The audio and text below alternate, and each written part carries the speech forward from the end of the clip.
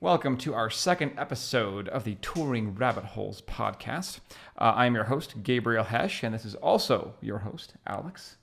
Yeah. And in our first episode, we started a paper that Alex had written called, I'm sorry, can you tell me the name of the paper again? I think the name of the paper is, I forgot it. Mortals and Immortals. It's the limitations of mathematics for mortals and immortals. I Correct. love that name. That is an epic name, an absolutely epic name. Last time we got through the introduction. Today we're going to start the section called the first death of mathematics. Pretty epic. In future episodes, we are going to touch on the second death of mathematics and the third death of mathematics, and then the rest of the paper, which Then is it's the avalanche of deaths of mathematics. Yes, yeah, it's scary. Ew, it's scary. And then, basically, where are we today? And essentially, so what? What about the death of mathematics? So it'll be interesting. Now, I say that we're going to do that in future episodes. That is because we may not go sequentially. Alex and I were talking about taking a break next week. And instead of doing the second death of mathematics, we would do a paper on, how would you describe the paper? A paper on self-organized criticality and things that underpin social disruption like the Arab Spring. Yeah, absolutely. There have been attempts at mathematically describing these things, and I think the mathematics has had some level of success. It is recognized, it's peer reviewed and things like that. Yes, right? It's based on something called the forest fire model, which we'll cover. Yeah, that's what really excites me about this show. Is not only are we talking about mathematics and physics, but we're also talking about the human condition and about behaviors as well, because obviously those are also governed by the laws of physics. So that will be very, very exciting. But now, before we start, I want to do a quick review of what we did last week. It was just the introduction. Let's just see if we can hit some of the main points, the interesting ones from last week. It was basically a discussion on near misses and absolute blunders in math and physics. We talked about, I think going backwards, Einstein and special relativity, and general relativity. Which Yes. wasn't actually a blunder, but that rather was Right. The mathematicians had come close to supposing that the nature of the universe geometrically might be other than Euclidean. And they tried with their primitive telescopes to detect curvature. And so they were anticipating the physics of Einstein by about 70 years. Mm-hmm. Yeah. And there are things like the orbits of Mercury. It wasn't quite what it should be, just given Newtonian mechanics, and everybody thought, well, maybe there's another planet out there or something. But then when you factor in general relativity, well, that corrected it. So not only that, but there were other wrong ideas, such as around the time of Maxwell, they talked about little atoms that were thought of as like knots of magnetism and electricity, and that idea was absolutely wrong, even though it was believed so much. Now, I'm not going to go through the whole episode. If you want to see the first episode, you can go to it in the on this YouTube channel or our podcast channel as well. It's a great episode. This is where we will start. So we are now starting with the first death of mathematics. I will go ahead and let you start us off there, Alex.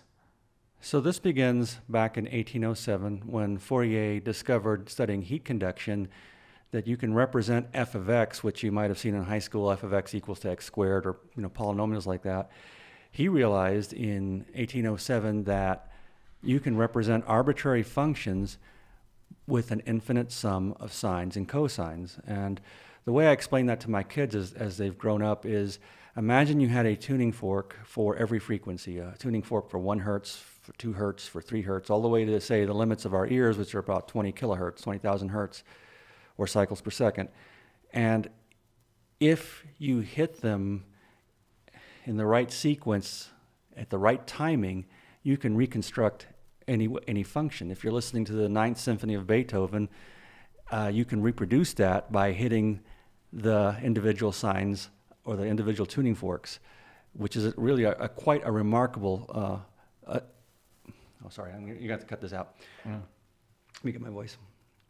It's quite a remarkable discovery that no one had anticipated, and so that began the idea that the way you find how hard you hit each of the tuning forks is called the Fourier coefficients, and that involves taking the integrals of the function.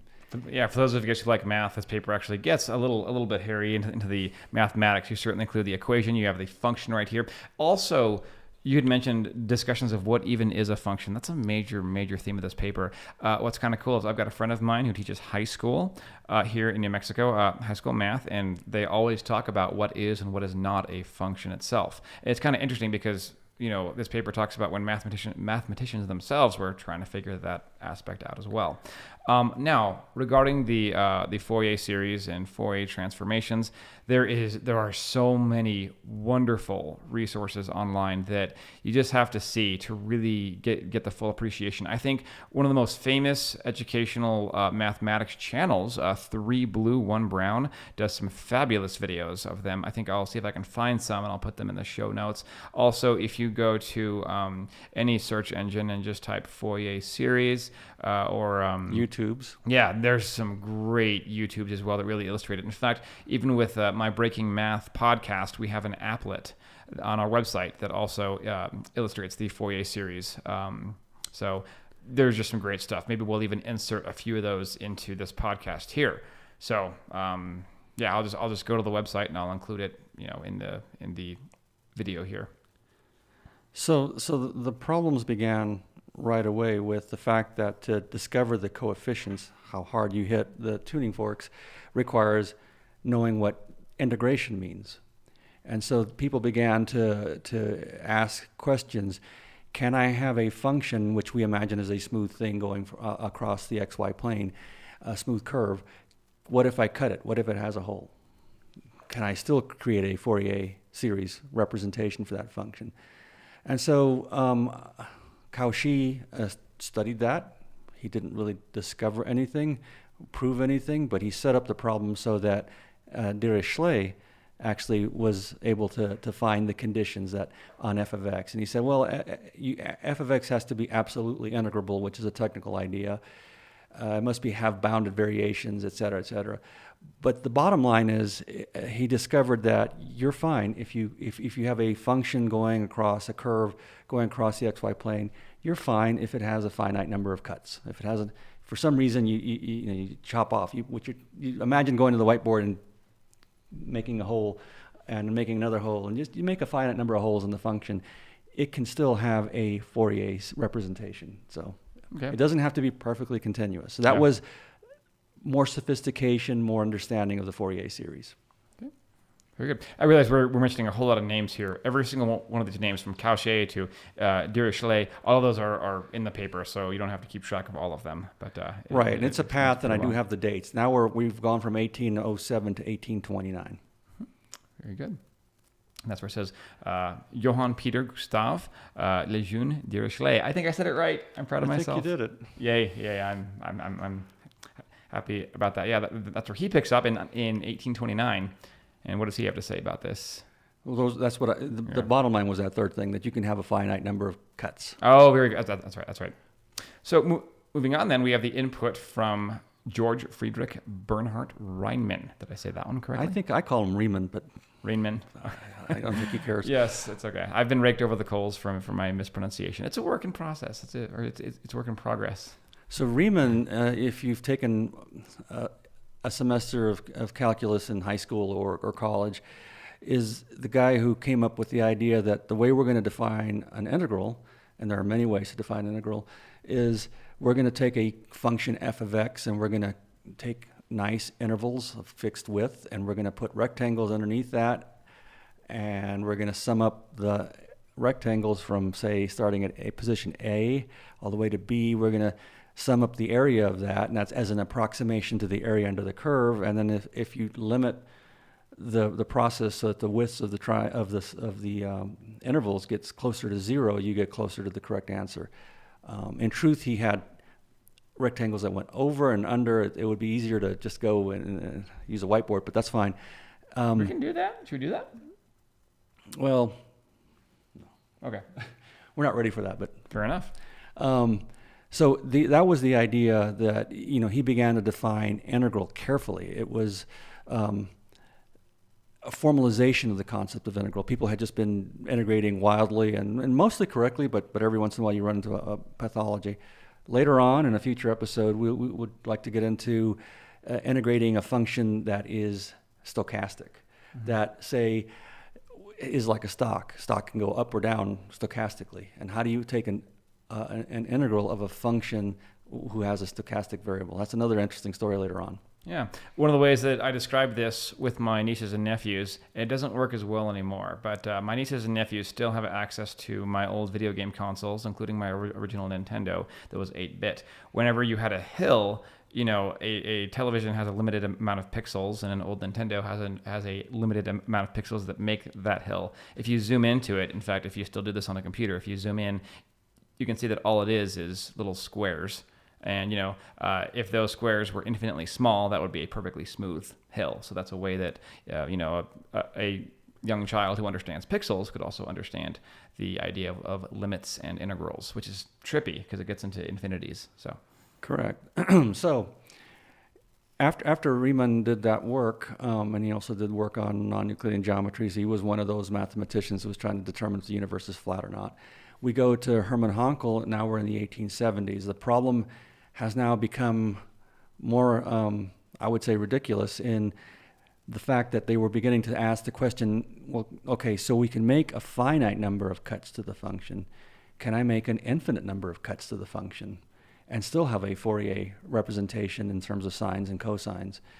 And that's what's going to lead to the work of Georg Cantor. And Georg Cantor was the guy who discovered many different kinds of infinities, small infinities, bigger infinities, infinities in between, and we can get into that. Yeah, I think Georg Cantor was one of a few mathematicians and physicists who actually ran into mental health issues at the time. And I've heard it explained sort of apocryphic, like what's the term I'm looking for? Apocryph, where it's not official history. Yeah, apocryphal, I don't know. Apocryphal, I don't know. I don't know. Language is always reinventing itself. Anyways, I've heard it explained that some people thought that it was his actual work in infinities that led to his eventual madness, but then others said no, it was It was the hell he caught from his other mathematician peers. Okay, interesting. Yeah, I know that the ideas of infinity themselves, those are mind-bending ideas. They are absolutely crazy ideas. So I could see how one would, in the very least, want to believe that. But, so one of the things that is strange about infinite sets, for instance, the counting numbers 1, 2, 3, 4, 5, 6, 7, you can map them to themselves. You can go, I'm going to go 1 goes to 2, 2 goes to 4. In other words, I'm going to map the integers 1, 2, 3, 4 to just the even integers. And it turns out they're the same size because you never run out of matching. 1 goes to 2, 2 goes to 4, 3 goes to 6, 4 goes to 8. Keep going. 1 million goes to 2 million. So that was one of the strange findings, that an infinite set can have a subset that's the exact same size as the set. Then he began to ask, are the counting numbers 1, 2, 3, 4, 5 the same size as the continuous numbers? And he came up with, and I encourage you to look this up online, is the diagonalization argument by Georg Cantor. And he basically said, okay, I'm gonna start between 0 and 1. I'm gonna count all the real numbers between. I'm gonna map them to the interval 0, 1. And he said, I'm gonna do that with countable numbers, numbers that you can count, like the integers. And he said, okay, I'm gonna start with 0, and I'm gonna have after that I'm gonna have an arbitrary expansion, 0 dot decimal, Q1, Q2, Q3. That's the third position, the fourth position, and keep going off to Q infinity. And that's a number somewhere between 0 and 1. And you can go a little forward or a little backwards. If you go forward, you can imagine that the expansion 0.Q1, Q2, Q3 becomes 0 P1, P2, P3 as an expansion. And he says, okay, I can map the numbers that I can count between 0 and 1. Have I used up the entire set? And he says, well, okay, how do I find a number that I have not yet counted? He says, very simple, go along the diagonal. You take the number Q1, randomly pick a different number. Take the number Q2, randomly pick a different number, and keep going along the infinite diagonal. That is a number you forgot to count. Okay, put that back in there. Now repeat the argument ad infinitum. You will always find a number you cannot count. So he discovered that there's two sizes of infinity. The continuous numbers are far larger than the countable numbers. And so long, back to the Fourier story, so long as you make a countable number of cuts to a function, you're fine. They have what a fancy name called measure zero. So that was the big discovery, was that there's two kinds of infinities. Wow, that is incredible. I'd love to make a really cool visual for that. In fact, I'll bet you somebody's already done it on YouTube. Nonetheless, mind-blowing ideas. This is I never get bored of talking about this kind of stuff, even though we've already known about it for over 100 years. You know, it's wow, it's fascinating. This is why I love doing this podcast. So. Yes, so a strange result was he said 2 raised to the power of the small infinity equals a large infinity. It's called the continuum hypothesis, and it still hasn't been proven. Wow. Would you mind saying that one more time? I want to just internalize it. 2 raised to the size of the countable numbers equals the size of the real numbers. And I believe that is a not proven result yet. Or I think the other one that's not proven is, are there infinities in between those 2 infinities? Are there intermediate infinities? Or are there infinities even larger? They're called the transfinites. That's a part of what made him go a little nutty, besides peer pressure. He was called the scourge of mathematics, and then he was perverting young minds with his ideas. Oh, man. He got the same treatment that Socrates got, sounds like, except for he wasn't forced to. His own work, in part, may have made him go nutty. Wow. So then we move on to the influences of Bertrand Russell and Alfred North Whitehead. So we move into a period, thanks to Georg Cantor, where people began to think about, so we started with representing a function with sines and cosines, and yes, you can do that, and that's what your DVDs and CDs are doing to your music and to your videos. So we go from that to Bertrand Russell and Alfred North Whitehead, who said, okay, we have to begin to think about things as fundamental as sets. And they were trying to formalize mathematics in terms of set theory, and the simplest way with sets and logic to build the counting numbers, to build the continuous numbers, to build things very formally. And they did something in the Principia Mathematica. They spent some time on that, which then led to David Hilbert. And he was a famous mathematician. He posed a lot of famous questions. Most of them have been answered today. Sometime between 1914 and 1917, he wanted to know if you could mechanize mathematics in the sense of, can you find an algorithm that terminates in a finite number of steps to prove theorems in logic and therefore in mathematics? Interesting. And of course, that brings us to the famous Kurt Gödel, who had some news for Hilbert. Yeah, it turned out, now we've moved to 1931, and we discussed this last time, that he discovered the Incompleteness Theorem of mathematics, which I would call the first death of mathematics. And he says there are theorems that you know are true, but you can't prove them true in a finite number of steps. And the analogy to that is when your PC jams up, it's a thing that's using very logical operators on binary math, zeros and ones, and you don't know if it's caught in an infinite loop or not. And that's the spirit of the Incompleteness Theorem, is that you when you start turning on Hilbert's machine to prove a theorem, there's no guarantee that the number of steps required to say yes or no on the theorem's truth or not is finite. And that is something we have to live with. Yeah, that's kind of a terrifying idea, actually, depending on what your expectations are of mathematics. You can read a whole lot about that and about some really good illustrations in the book Girdle, Escherbach. I talk about that book all the time. That book has made the waves since it was first published in the late 1970s. In fact, it won the Pulitzer. Do you remember some of his analogies for Gödel's theorem? There was a record player that could play any record except I'm not saying it correctly. There was this idea of a perfect record player that can play anything except for one song called "I Cannot Be Played" by the record player. Something along those lines. I think you're getting to something called the Barbers Paradox, and that's a logic paradox. It's a barber in some town shaves only men who do not shave themselves. So who shaves the barber? Okay. Yeah. Got it. Okay. Similar. So Similar. it's tiny little things like that toppled mathematics. So it was interesting because the Greeks thought that mathematics was a pure, reliable thing in the Platonic plane of ideas. And here we are in 1931 showing that there is some fundamental theorem. Any system of mathematics that contains the counting numbers and their arithmetic already suffers that defect. Interesting. Now, also, now first I'll say if I can find a link to the record player analogy, I will post it in the show notes as well. But also, this, I know this is tangentially related, but it's not only Gödel's theorem, but also around this time you had Heisenberg's uncertainty principle, and the whole idea of knowing things, or a guarantee of knowing things, or being able to know things. That whole idea went right out the window at this time. So a bit of a scary time in the world of physics and empiricism. True. This is not too. It was from David Hilbert, 1917, to about 1926.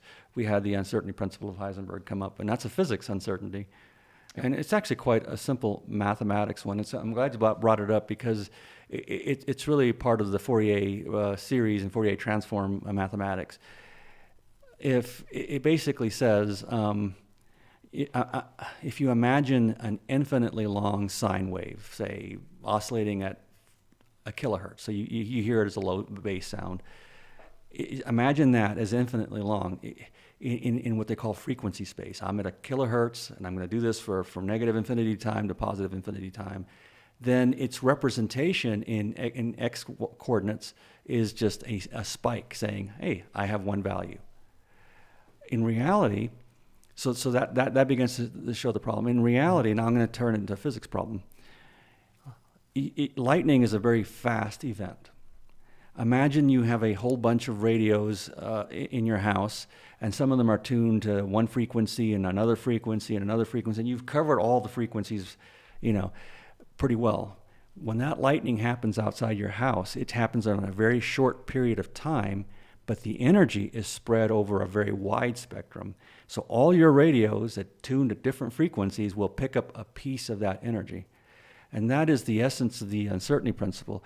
If you have a small width in time, you have a huge uncertainty in energy, or in momentum and position. If you have a very small uncertainty in position, you have a very large unknown in momentum space. So that's a physics limitation on top of the math limitations. Yeah. Wow. And then of course after Gödel, after Gödel. We have another take on the uncertainty of mathematics, or the incompleteness of mathematics, with Alan Turing. So Alan Turing was a famous mathematician who worked on cracking the Nazi called the Enigma engine. And he built primitive, not quite modern computers, but he built computational equipment to help him solve the Enigma problem, which has a great, interesting history. They cracked it. A lot of the Allies protected that secret for a long time. They let a lot of guys get killed to preserve that secret so that the Germans wouldn't figure out that the code had been cracked. So, and at the tactical level, they would let things happen that they knew were going to be bad to keep the strategic picture going. Anyhow, he found a computational equivalent. He invented something called a Turing machine, which is a very fancy infinite piece of paper tape with holes, ones and zeros. And he showed that problem can be made equivalent to the Principia Mathematica, to Gödel's Incompleteness Theorem. So he was able to translate that to modern computer science. And again, I think we've already said this, but I'll just go ahead and insert it here again, because why not? Again, the incompleteness of mathematics with respect to computers gets into the problem where you don't know if your computer requires an infinite amount of steps in order to compute something or to solve something, and that's So something for a very far distant episode would be something called digital physics. And it's the question of whether we live in a simulation, and what can we do to figure out if we do live in a simulation. So we should get into that later. Yeah, it'd be fun. I actually had a discussion with a coworker about that, who does not believe in it whatsoever, essentially based on the speed of light. Not to go off on a tangent right now, but he says that if the universe were a simulation, we still have an apparent limit by the speed of light for information to go from one place to another, and that makes things very impractical on that level. But that's, again, something for another discussion. Ooh, in the outline you even discussed girdle, escherbach. Yes. I think we may have already addressed And that. by the way, just because I'm a particle physicist, Douglas Hofstadter is a particle physicist as well. Oh, very cool. Very cool. Yeah. And actually, I read a paper about his book. Girdle Escherbach, of course, is a discussion of course, it's about mathematics and incompleteness and describing things and mapping things with your mind. I read an article that he was very, very much influenced by his younger sister, who had some speech issues and some other issues that made him spend a lot of time reflecting on what it is to speak and what it is to symbolically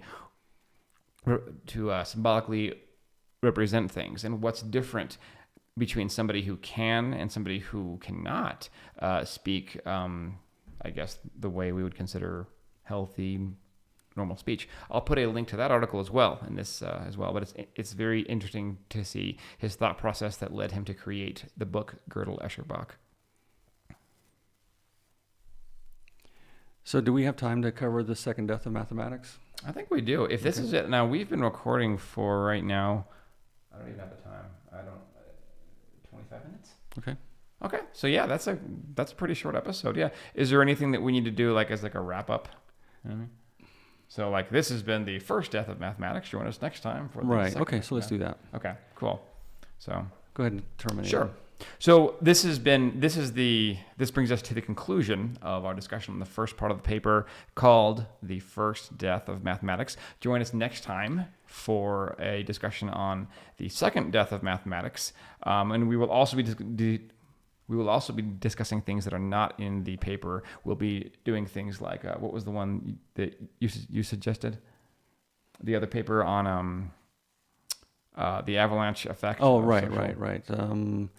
Papers on social dynamics from a mathematical point of view. Mm-hmm, absolutely. So yes, and we would love to hear from you. We have a Discord server up for Turing rabbit holes. We will put that in the link. Also, perhaps we'll display it on the video as well. Please join us. Send us your questions. We'd love to hear from you.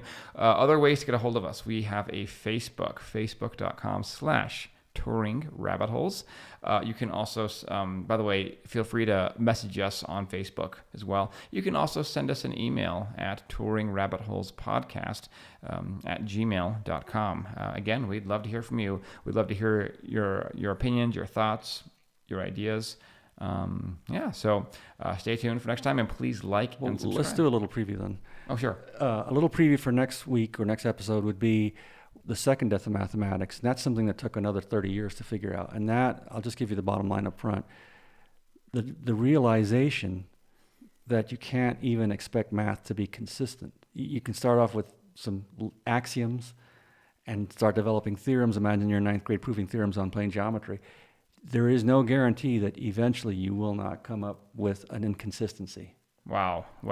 So if the first death of mathematics, or rather what you called the first death of mathematics, was from Kurt Gödel, who would you say is responsible for the second death? Some of the work was actually done in 1915, and some of the work was done in the 1960s. It's Lowenheim-Skolem theory, 1915, and then 1961, I believe, Cohen. Cool. Nice. We'll talk about all of that and more on the next episode of the Turing Rabbit Holes podcast. Thank you so much, Alex. Thank you.